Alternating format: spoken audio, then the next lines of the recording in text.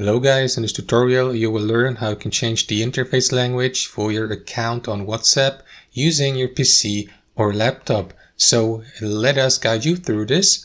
Alright guys, so in the first step, launch WhatsApp on your computer.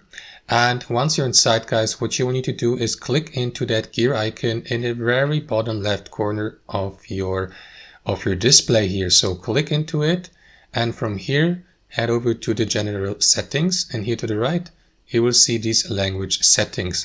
English should be your default language, but you can switch to any other language by simply clicking into that arrow down icon and select one of these supported languages like Turkish or Tamil or Romanian and so on and so forth. So simply switch to it. So let me go with German for the sake of this tutorial. After that, confirm by clicking into OK here, and after that WhatsApp will restart with the new language you just selected. And that's it guys, that's how it works. Thanks for watching, and I'll see you next time.